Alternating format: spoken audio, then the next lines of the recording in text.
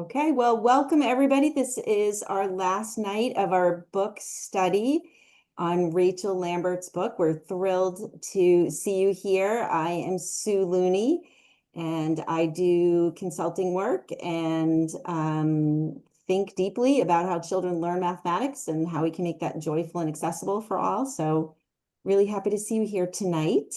I'm here with Annalise. I'm Annalise Record. I'm also a consultant and live here in Concord, New Hampshire. Sue is in the Cape in Massachusetts. I'm here in Concord, New Hampshire, and but we both travel around and work in different schools, variety of places. And thrilled to have you here. I know, Kristen, this is your first evening here. I don't know if Kelly and Jules, if you've come before in previous weeks. Christine, have you made it before? Yes, to fact fluency. Yeah, awesome, awesome. Well, we're so thrilled to have you here. The way we are formatting the evening, Sue's gonna be sharing a bit. Oh, great, Kelly, here every week. Awesome. Um, so we're gonna just do a little bit of math and then focus a little bit on the connective representations. That was the chapter for this week, and have some breakout time for conversation. And then we'll go over some resources at the end of the time together, and the Padlet that has lots of resources for you moving forward. So Sue, it's all yours. Great, awesome. Well, I'm gonna share my screen and jump on in. So let's go to the right spot. Here we go. We like to start by doing some math together. So I don't know if you're familiar with the routine, same but different math, and I'll definitely drop the link into the chat. But so that we can do this together, the question is, how are these images the same but different? And so sort of imagine like a vertical line down the middle of those popcorn things. So you've got the left side of the screen and the right side of the screen. And so I'd like you to think silently for a little bit, and we'll wait to enter everything in the chat at once. How are they the same and how are they different? So hopefully you have some ideas. So if you want to go ahead and drop some things into the chat. What did you notice that's the same? What did you notice that is different?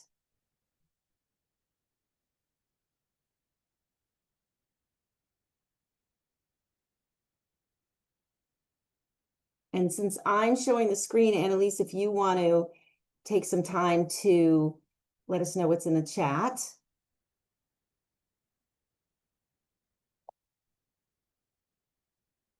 You know what, and since there's only a few of us too, I think it's totally fine to turn our microphones on. So what are we seeing in there? So that both of the images are showing 6, and they involve 2s and 3s.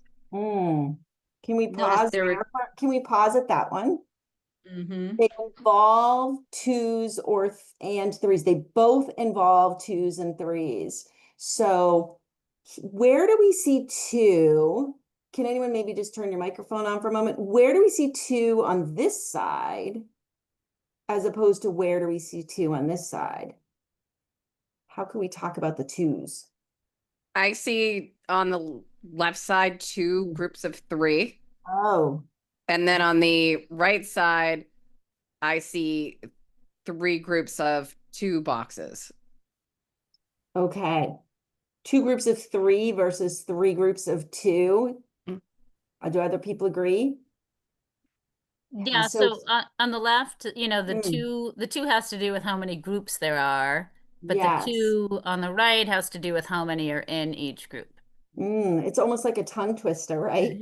How many groups and how many in each group, right? But then I heard you all notice saying, but there's 6. So if we change the number of groups, but then change the group size, we can end up with the same amount. I wonder, is there any other way that we could do that and still show 6?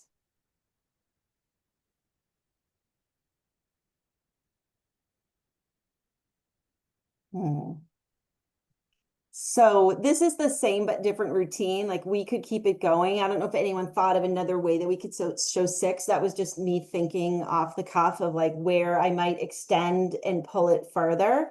But this idea of compare contrast is very language rich, and Rachel talks about that in this chapter. And there's visual imagery here to provide for access. Maybe popcorn is engaging for students. So we're trying to hit upon a lot of different things that play into universal design for learning at the same time as pulling in language. So we could use a sentence stem. They are the same because blank. They are different because blank, right?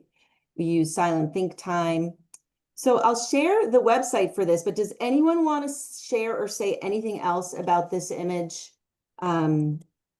before I go on to the next stuff?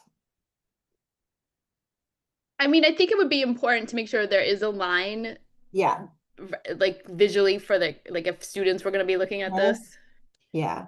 So if this is being projected up on a board, you can go ahead and draw that vertical line down the middle, and then you can annotate some of the things that you were saying. I would be up at the board and annotating and scribing.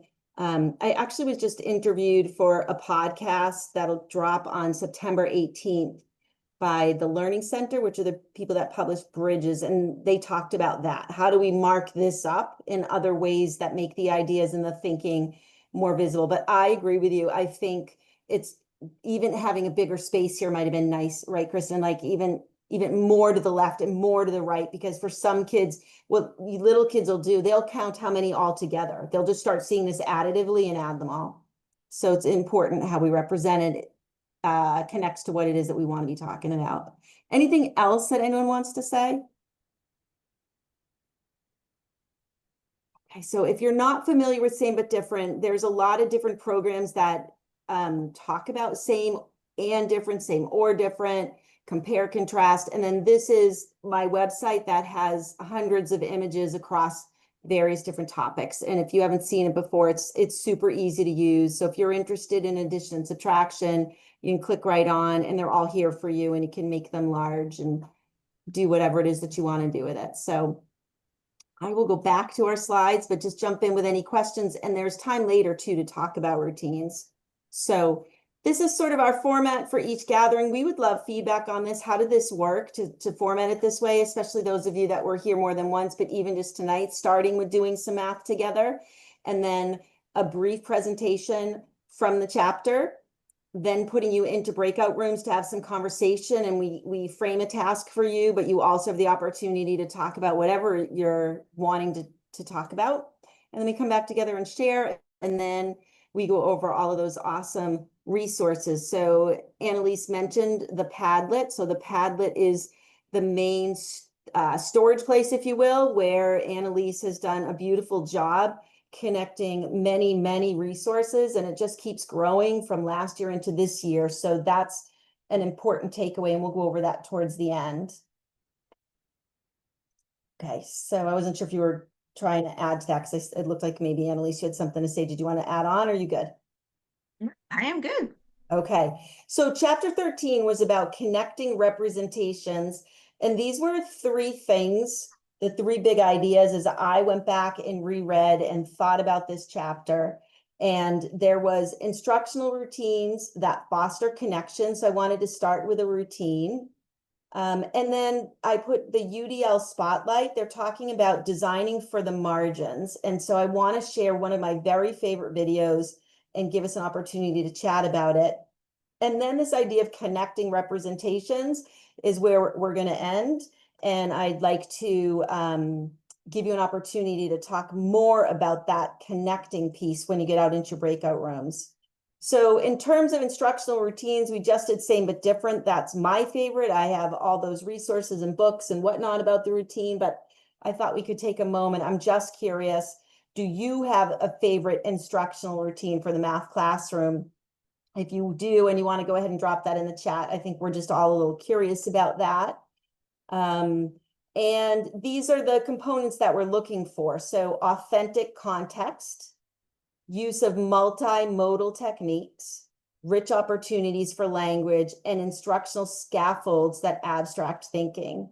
So if we think about what we just did with Same But Different, which was very abbreviated and certainly doesn't play out the same as in person in a classroom, think about where those four things come into play? Are any of them missing? How can we capitalize and build on each of those 4 things in our routines? So I don't know if anyone wants to share a routine. I don't think, do I see one in the chat?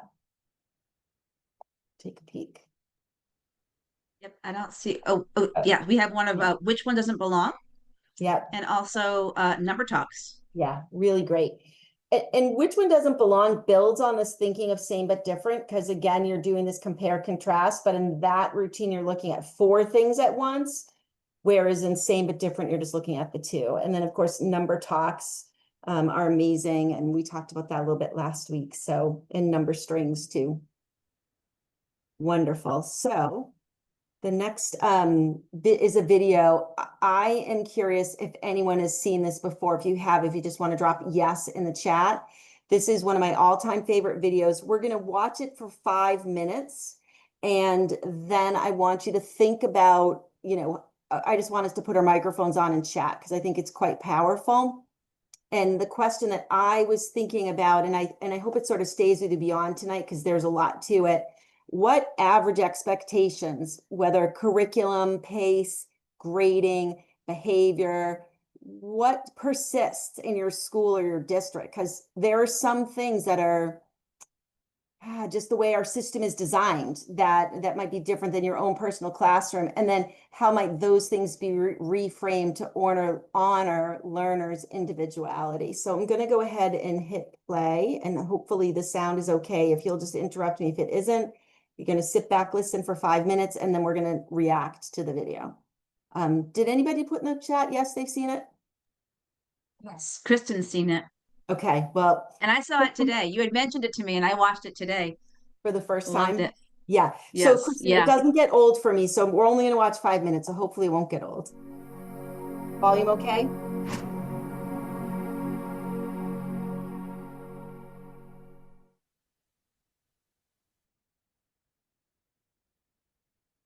Please welcome to the TEDx Sonoma County stage, Todd Rose.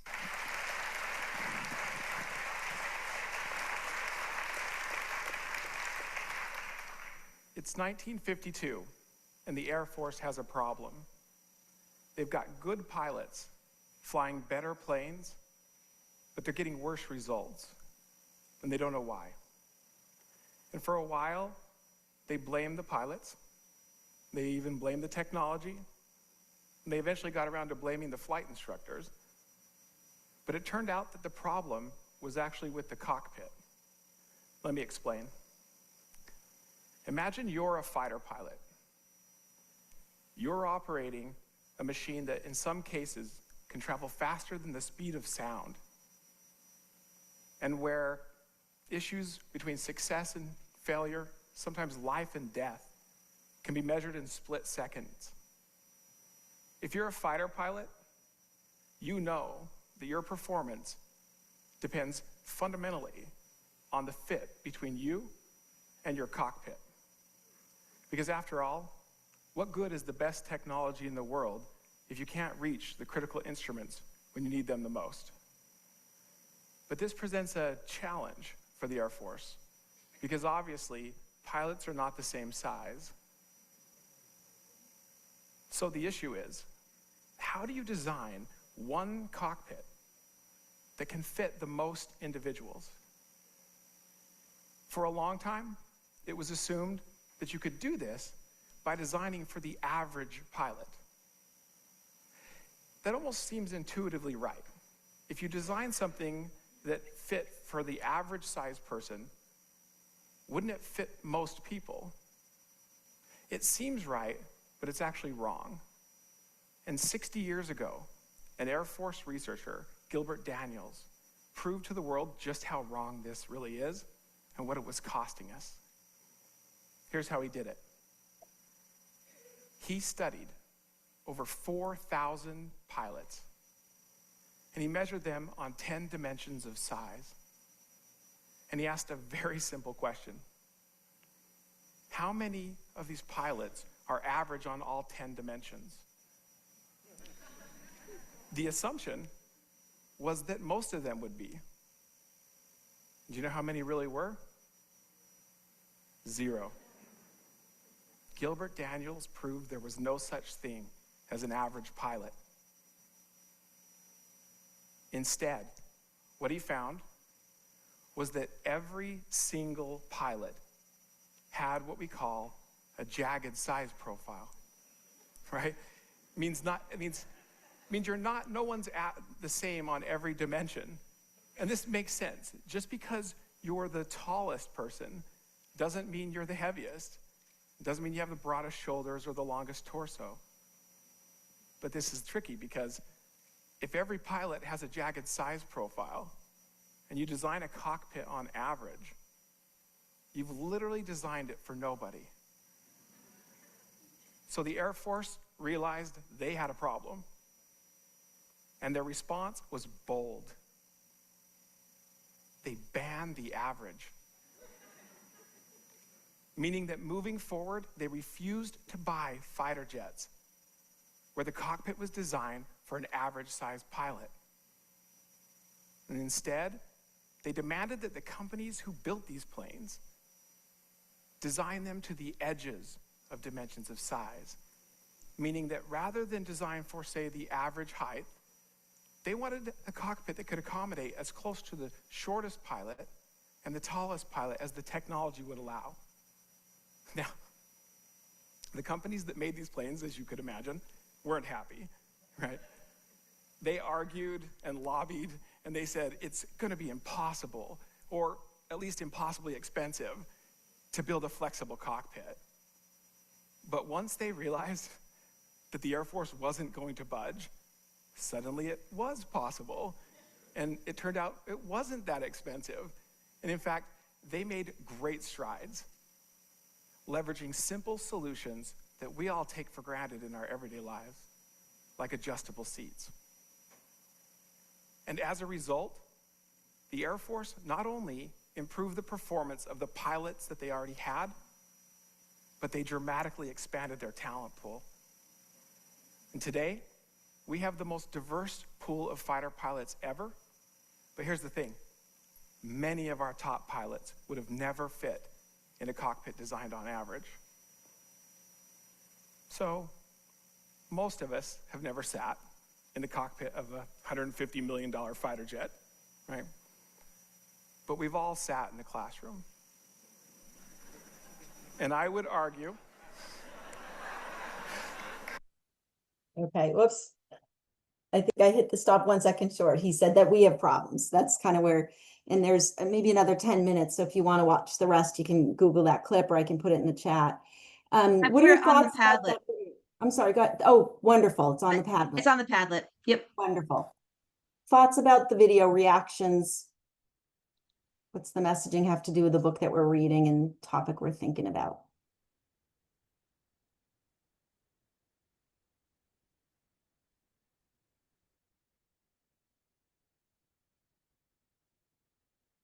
I love that. I thought that was amazing. Yeah. All of our students are different, right? And Yeah. like when they were showing that, sorry, let me, my, That's okay, Julie. and it's like really dark for some reason. I don't know why. Mm. But when you were showing that zigzag, I was thinking about like, you know, if you thought about all these different facets of learners and everyone's going to be all over the place, how can we make our curriculum fit all of those learners or design lessons so that it can meet the needs of each of those kids? So important. Yeah, really. I love how you put that. Yeah. In the chat from Stephanie, we can't just teach to the average student. Let me open it up because I can't see all of it. Sorry. We have to adjust to the teaching of the students that we have. Yeah. There we go. Yes. I know in my mindset too, when I was a classroom teacher, like I'm teaching to the middle because you're hoping to get the middle. And then you're thinking about I wanted to work on extra, a little more time. And then how do I keep the other kids who are a little bit more advanced? But I was like teaching to the middle. And it's such a mind shift to know I want to design and plan for the margins. Because if I plan for the margins, then I'm incorporating everybody. Mm. And I love that moment. Like, because you get into the talk about the pilots, and you're thinking like, what does that have to do with? And then he's Why like, is Sue showing us? yeah, and there's switch to the class, like, oh, that's such a perfect metaphor. It's so good.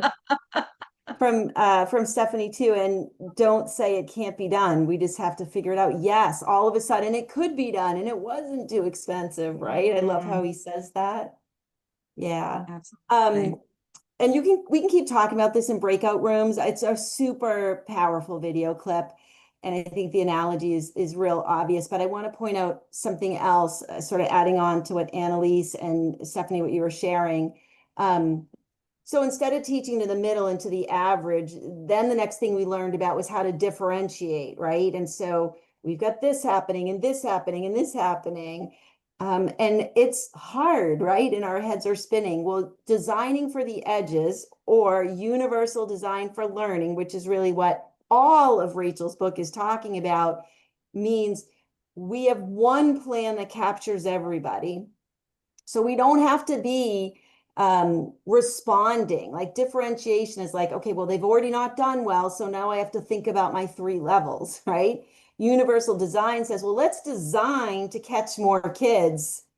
And so it's built in to be more accessible. So now it's proactive. It's an asset-based lens to how we approach instruction. It's a really, really powerful shift. So before I go to the next slide, does anyone else want to say anything else about that or about the video?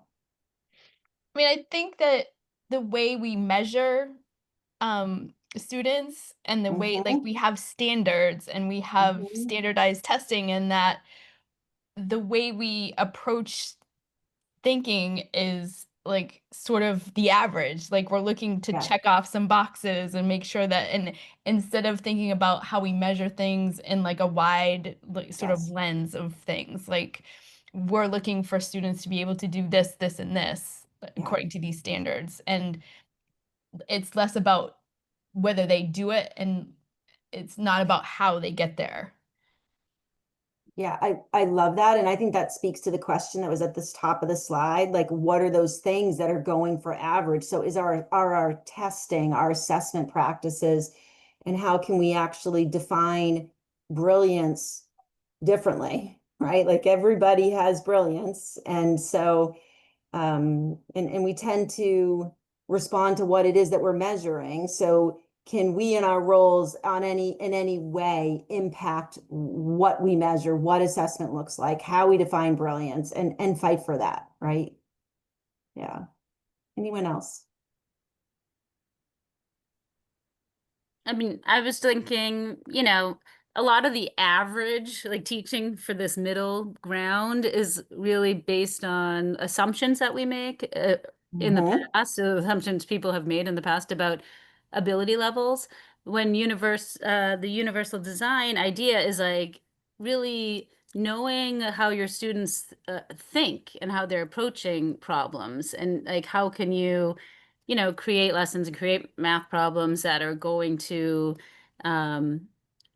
allow them to stretch their thinking or to honor some of their ways of thinking, and that it's not about just ability, it's getting into how do people think, how are your students learning, and what is learning in the first place. That's really beautiful. Yeah, I would agree. I also think when we teach to the average, in the past, that was students who could memorize or follow routines, and when I say routines, procedures. Like they could follow procedures successfully and memorize facts and plug those together. And that was average, right? That's your average. But we want to raise students in math classes that can think outside the box, can problem solve, can do beyond what I think used to be just average, which was follow procedures. Yeah. And just get answers. Yeah. I rarely asked my students, how did you get that? It was here were 20 problems. Did you crank out what answers did you get correct? And I've forgotten who the educator was. It says, is it Marilyn Burns, that said that correct answers can hide misconceptions and incorrect answers can hide conceptions. So because a student may have gotten one wrong, but what was the math thinking and reasoning that they were doing versus getting the right answer, but do they have any depth of understanding? I didn't at that point in my journey understand how important the thinking of the kids was and to honor the journey to get there as much, if not more than the actual answer at the end of that journey.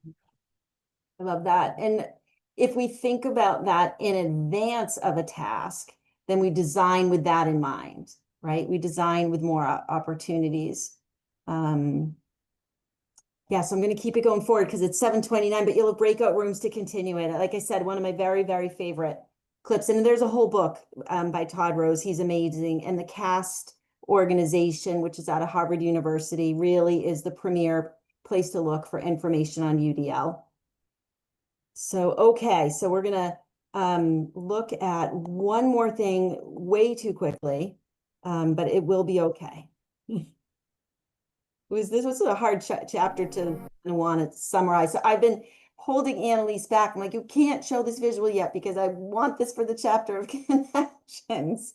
I don't know if you've seen this visual before. So the model is, the citations at the bottom for where it first came from in 1987, and then Principles to Actions by NCTM talks very specifically about this as one of the effective teaching practices, is this idea of how we make connections between and within all of our representations in the math classroom. So if we're looking at, I don't know, what it means to be 2/5, we'll just take something very stripped down.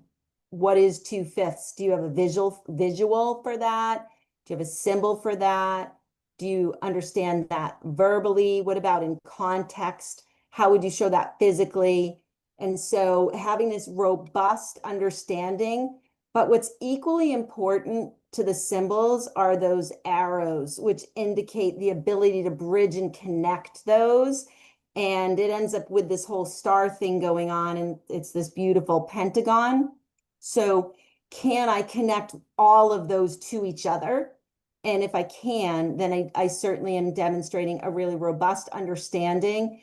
And I'm catching all different kinds of brains. A lot of you talked about it. We think differently. We express our knowledge differently. And so maybe you're gonna really shine with the physical. So can I connect that then to one of the others where we're trying to strengthen that, right? So this is a really important aspect to teaching mathematics in a way that designs to those edges and captures and builds on everybody's strengths and helps us grow our brains.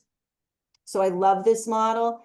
And so I've built it into an activity for the breakout rooms. Let me kick out of the slide, Annalise, actually, and turn it over to you. This was just this was just another example. I gave the example of 2/5. We could also do this with a story problem and think about each of those 5 different representations. But we're gonna send you off to talk in the breakout rooms. And Annalise, I'm gonna stop sharing if you want to talk about what's coming up next. Sound good. All right. And so go ahead. I'm gonna drop the link into this chat for what it is that you're going to go off and do. Sounds good. Great. All right, let's see. So are you seeing this shared slides screen chapter? Nope, that's not the right one. That's chapter 11. That's not right. Hang on a second. I get 2 screens here. I guess get myself confused.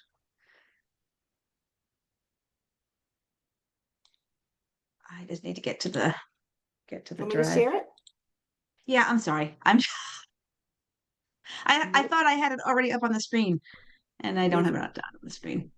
You want to see this one, or do you want me to go back to the? So yeah, so that file there, right there. So that is the interactive slide deck for tonight, where it will link directly to a document that has a couple of situations for you. And again, you've got free choice on what you want to talk about tonight. Now, that is the document that link will bring you right to. So talking about the 5 different representations. So first you have a story problem exploration where there are several variety of grade level appropriate word problems, and even up to percentages for like a 6th grade question. But you as a group can decide on one of those, but talk about how you can represent that concretely, pictorially, abstractly, verbally. And the context, of course, in this case, has the story problem. But then in option number 2, if you would prefer, there's a whole list there of different mathematical ideas, whatever's appropriate for the grade levels and that you work with. But brainstorm, like, how could you make a context from that, as well as all the 5 representations of those, and just kind of get practice together talking about what are 5 different representations that would work for that particular example. And as usual, Sue and I will be popping into the groups, and then we would love it if one of you were prepared to, when we come back in the main group, to share what your group was talking about. You can record your thoughts on that interactive slide deck, and then we'll have each group share for a little bit about what your discussion was. All right, and so I'm gonna have everybody go out for about 12 minutes, and the rooms have been set up, and we'll see you back. You should be getting your invites.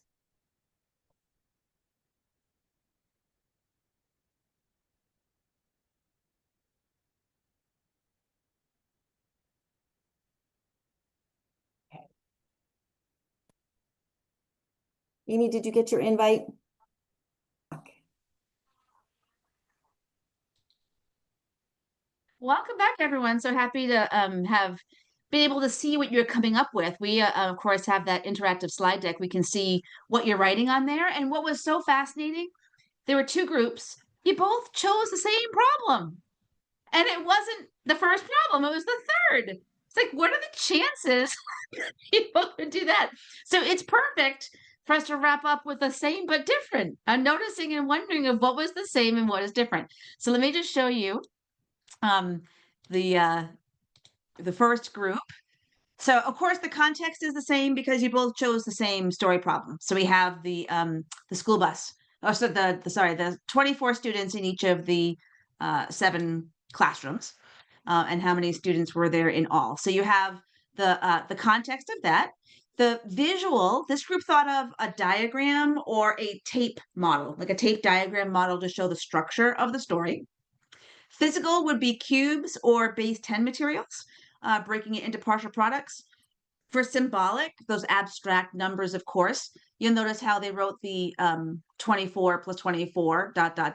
or 7 times 24. And then the verbal piece, there are 7 groups, and then in each of those groups. Now here's the other group, same context, same 24 students in 7 5th grade classrooms. The visual area model is mentioned here, and 7 groups with 24 in each as a visual. Base 10 blocks again is the physical. Symbolic, you'll notice these 2 equations here, and then verbal to explain in your own words how you understand the multiplication and how you found that solution. So I'm curious, what do you notice that is the same? What do you notice that is different? And what sorts of things were you talking about in your group? Were there any of these representations that was a little bit harder than others to kind of think of something, or just curious your discussions?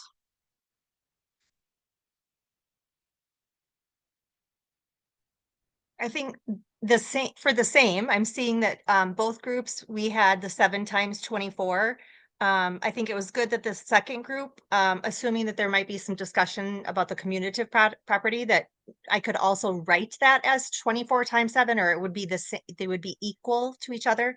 But having the verbal and contextual conversation, that I don't have 24 groups of 7 students, that would be a much different picture.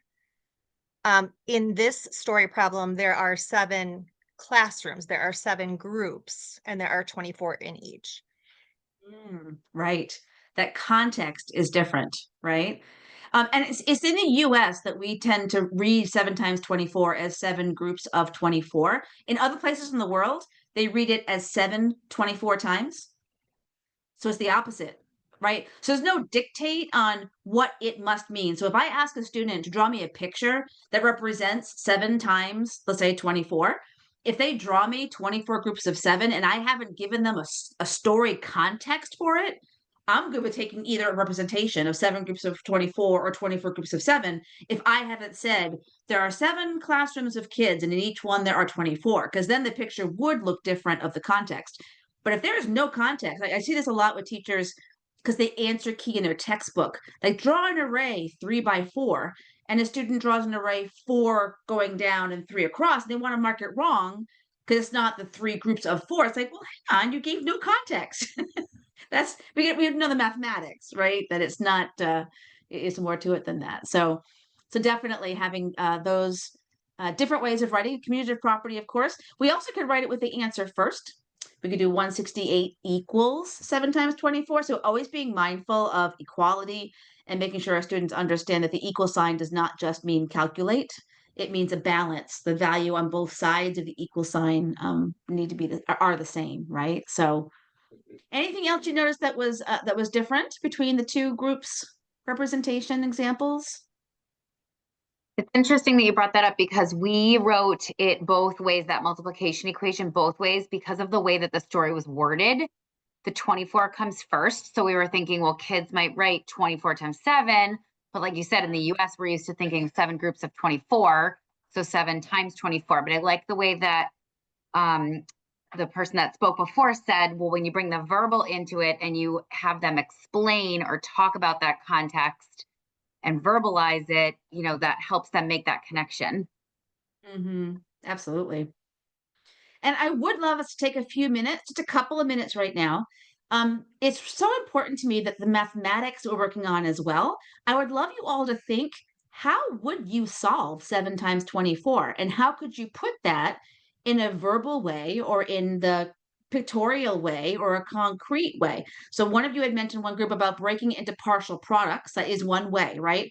We could find the showing the area model showing a 7 by 20 and a 7 by 4. Is there any other way any of you are thinking of that you might solve 7 times 24?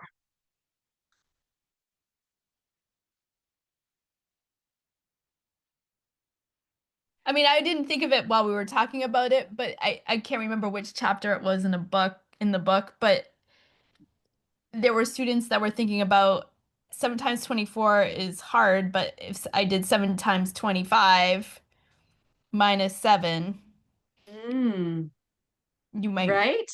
So verbally, you can write, I figured out 7 times 25, and then I took away 7 because it was one group in each of those 7 groups too many, right? You're explaining the mathematical strategy that you did. So we have strategies and models.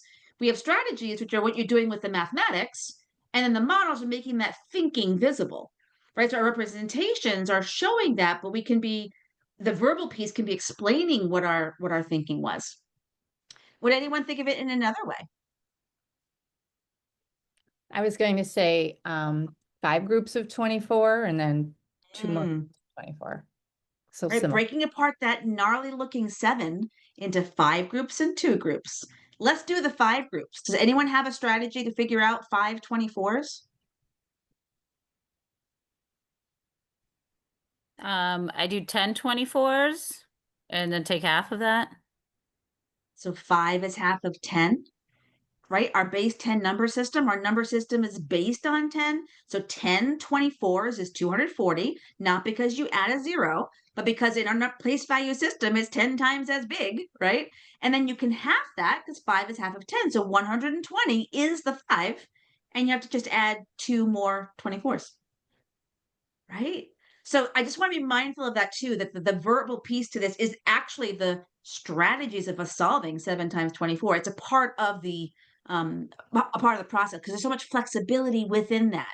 It's not just stack them this times this times this. That's how we include more students on the journey, by opening up these flexible strategies based on the understanding of multiplication, and then that flexibility and efficiency of choosing strategies that make sense for those numbers. I'm not going to double in half, right? That is a wonderful strategy, but I'm not choosing double in half for these numbers. But I have it in my wheelhouse. So when I'm given one that works well with double and halving, I'm going to use it, right? It's about our students owning these strategies so they can choose them, ones that make sense to them, but also make sense for the numbers we're asked to calculate with. So awesome. Awesome. Okay, so thank you. So that was wonderful, wonderful discussion in those representations. I know for myself, I would say that the verbal one was not one that was in my wheelhouse for most of my teaching. I didn't think of it as one. I thought concrete, pictorial, abstract. And then I thought of context, but in problem solving. So in my work as a consultant, I do a lot of work on fact fluency because of Dr. Nikki Newton's math running records and training teachers on how we give those. But then I usually get in the door in schools with that. But then we go into more of the elementary math of how that's a foundation that brings it to larger numbers and decimals and fractions, and then problem solving as well. So now to know putting everything in context, but I hadn't thought of that verbal piece. And I know recently I was in a classroom in the spring with a student doing fraction work. I think I shared this last week. But he on his whiteboard had put his work, but he didn't know how to make that visible. I said, "Oh, could you make that thinking visible for me?" And he said, "I don't know how to." And I said, "Well, tell me what you did." And he told me what he did. I said, "Could you just write those in words?" Like that's all it took. And he did. Like he wrote out in words.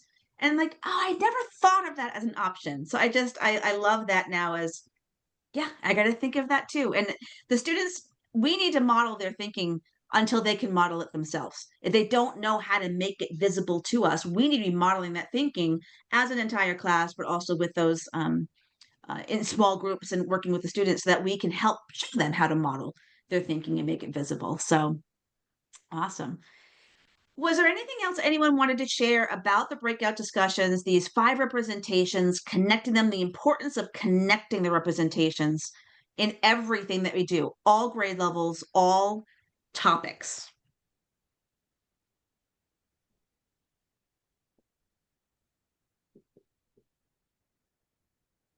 All right. So feel free if you have anything more to say, but here is the Padlet. So for any of you that this is your first time being here, I have created a Padlet of resources that when they're mentioned in the chapter, I'm linking all the links I can find under the column that's appropriate. So I do highly recommend you watch this webinar. This is by Dr. Rachel Lambert, the author of the book. It is the beginning. If you're having anyone talk about science of math, so no, Wisconsin, this is coming up. I was at the Wisconsin Math Council this year, and I had talked to some of the people there talking about science of math, and they didn't know what science of math was. And I want to make sure that we're all mindful because science of reading has taken over the country, of course. There are laws passed even, right? But science of math is not the same. And we all need to be knowledgeable to have the conversations. The science of math and website that was created is a minor subset of research that is all about explicitly showing kids how to do things. You must do it this way. How fast are you? And it's not anything about UDL and what Rachel is showing. And Rachel's been the one that I've learned from about how to interpret the research that is used as well. So I highly recommend that you all check out that webinar. It's free for anyone. You don't need to be a member of NCTM to watch it. So there's a link to that there. But I do have notes that I took on all the chapters in the book. I did that last year for the book study that we did on the same book, all the chapters. And then each of the chapters for this summer, I have right here chapters 8, 9, 10, 11, and 12. 13.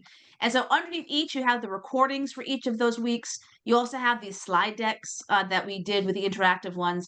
But in each of those chapters, I'm linking to things that are appropriate and were mentioned in that chapter. So for tonight, I do have the Mike Flynn video, the reasoning routine books that was mentioning of Kellemenek and Amy Lucenta, Grace and Amy. Here's their website, Grace and Amy, that Rachel mentions.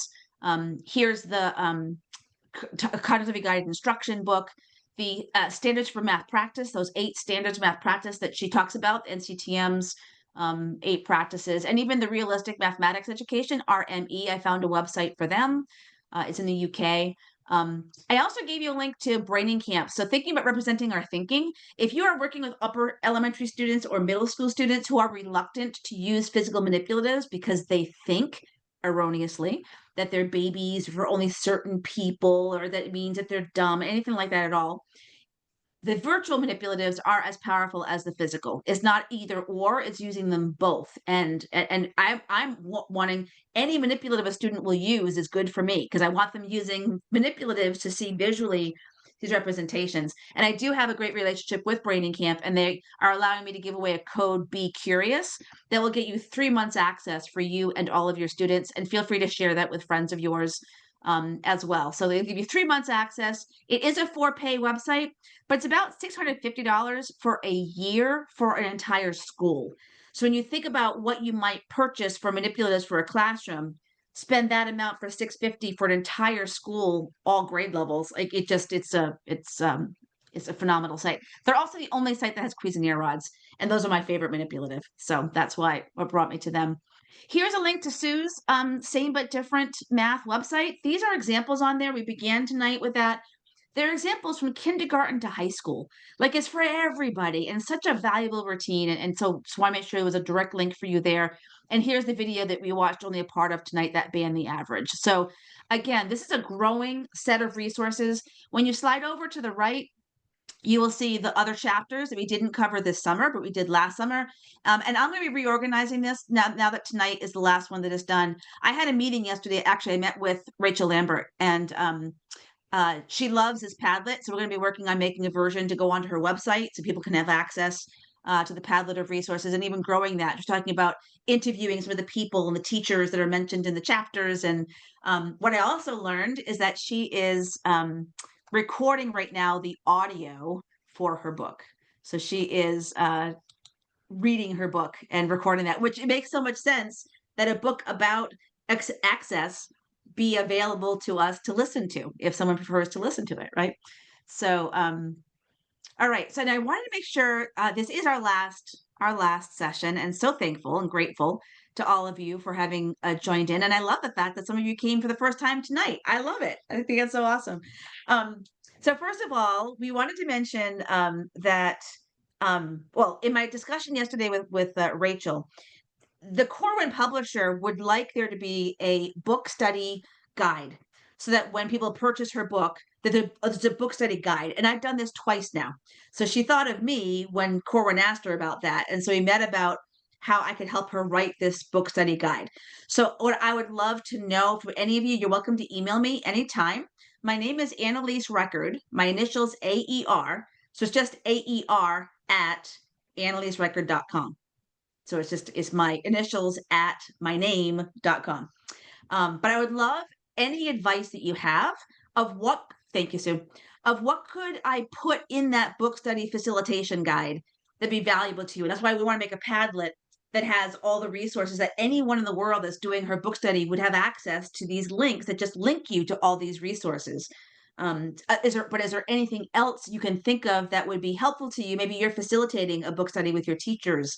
Or what did you find valuable in this set of these 5 meetings that was helpful to you that I could make sure I'm putting in that facilitation guide? So I would appreciate if any of you would email any ideas that you have. We also wanted to be able to honor and give you a certificate for participation, because I know many of you, this is your summertime, and if your district allows you to get PD credit for the time that you're spending doing your own professional development, I have already created a certificate, because there was someone that reached out to me and said, hey, can I get a certificate? But she only came to 4 meetings. So she said, here was the time that I came. Can you give me a certificate honoring that it was an hour each time? So I made a certificate for 4 hours. So if you have kept track of the times that you've come and you want a certificate, we're happy to honor. I mean, what hours you think are reasonable. You read the book, if you read the book, as well as these discussion times. So if you want to think to yourself, like, how much time did I spend reading?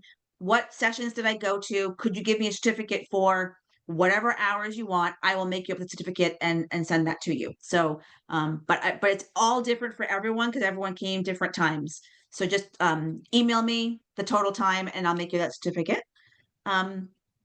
And let's see, I also want to mention that, Sue and I both are consultants. And so we would love to help any of you in any of your schools or friends that you have to help support you through the implementation of these things, right? We all learn as we go. We're always learning and growing, as both of us, Sue and I both are. We're never to say we're experts. We're continuing to learn and grow. We can share on that journey with you. And so just, kind of keep us in mind that if you ever are interested in any kind of PD or anything, please just keep us both in mind that we love to share and love what we do. But but I do want to mention that Wisconsin Math Council, I've gone to their conference the last 5 years. My children live in Madison, Wisconsin. My children moved away from New England. They are New England born and bred. Our son went there first because his girlfriend was getting her doctoral degree at the university. And then they broke up, but he had a great job and he loves Madison. And then our daughter got her graduate degree and she moved to Madison, Wisconsin. They are both now married and homeowners. They are not leaving Madison, Wisconsin. And my husband and I just 2 weeks ago decided we need to be with our kids. And so we are selling our house and we are moving to Wisconsin as soon as we possibly can. We'll be in an apartment until we can get my husband a job. But Wisconsin, I am coming. We're hoping between 6 and 8 months. We're only getting a 6-month apartment lease here in New Hampshire to hopefully get my husband affiliated down there. But ahead of knowing I wanted to kind of get connections in Wisconsin so that we're both self-employed. I offered for Wisconsin Math Council to do a year-long study on fact fluency. So I'll be doing 5 90-minute sessions over the course of the next school year, hosted by the Wisconsin Math Council. It costs $50, and you get all of that time over the course of the year, 5 sessions, 90 minutes each. It's open to anyone in the country or anyone that wants to join in. And I did ask them, can we record it? So anyone that can't come to the meetings could watch a recording with different time zones. It'll be from 4 to 5:30 Central Time Zone, Wisconsin time zone. But if anyone else, I want to let you know, the registration is open for that. So if you want to go to the Wisconsin Math Council website, you can sign up for that. It's just an all-year PD time with me that you're all welcome to join in on. So, and Wisconsin, I am coming your way. At between 6 and 8 months, we want to be living there in the Madison area. So, all right, Sue, is there anything else that you can think of? I was just dropping the link for Wisconsin Math Council, but I didn't go specifically to your event. Just that it's always an honor to know that somebody decided to spend time on an evening during vacation with us. So, much love coming your way and gratitude and appreciation. I think you're all amazing and wish you the best of luck in this coming up school year. Certainly reach out with questions, let us know how it's going, all of the things. So even just share with us. Like, I would love it if you do whatever you try this year, like sentence stems for the language variability. Like, where do you see the impact of what the small things that you do? Sue said earlier, I don't know if it was recording at that point yet, but you can't do it all. Choose one thing first and try it. You can't just implement all these different ideas. You'll overwhelm yourself, and you won't know what had the best impact or not because you tried too many things at once. So those success stories, as well as those thorns in your side. If you ever want any advice, if you're trying to do something, it didn't go like you thought it would, and you want some advice, both of us are willing to talk about math with anyone at any time. Feel free to email us, and we're happy to chat and brainstorm together with you. So, but we'd love to continue hearing from you anytime. All right. Well, thanks everybody for coming. Right. Best of luck. Thank you. Thank you so much. Best wishes. I know, Christine. I know, leaving New England. I know. But it's all for a good reason. My kids are 33 and 30. Our son left 10 years ago. I want our son in our daily lives, our son and daughter, and they're married now. The in-laws too. They're just the best people, right? Speaking of that, are any of you going to be at the conference in Massachusetts, October 30th and 31st? Yeah. Okay, great. We're both presenting. Oh, great. Okay. I'm hoping to. I could